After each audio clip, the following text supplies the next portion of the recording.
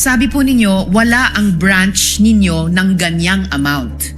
Kung pwede niyong sabihin, magkano po ang halaga na meron ang branch nyo?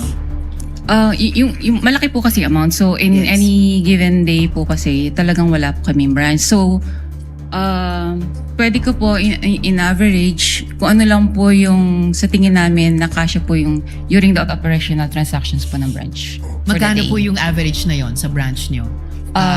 Transactions for the day? For us, mga ano po, maybe, mga 20M po. 20M. So ito pong 125 million ay times 6 po dun sa average na transaction sa branch nyo in a given day. Opo. Okay. And then, sabi nyo rin po kanina sa prosecution, kailangang tawagan ang cash center ninyo para i-transact yung amount. Magkano po yung floor ulit na halaga para kailangan yung tawagan ang cash center ninyo? Any cash requirements naman po ay tinatawag namin sa cash center po namin for assistance. Okay.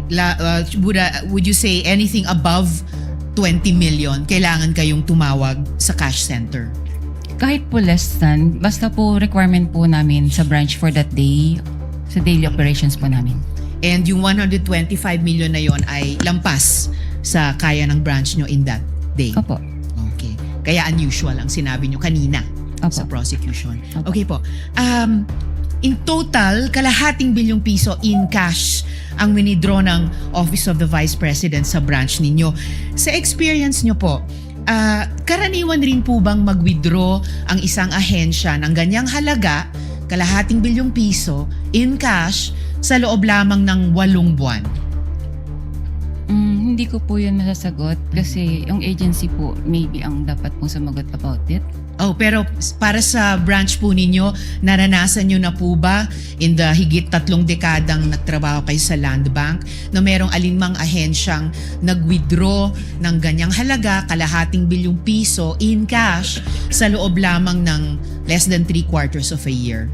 Wala po akong ma-recall kasi mostly nga po ang sabi ko ay puro through online or ang transactions na po nila or cheque.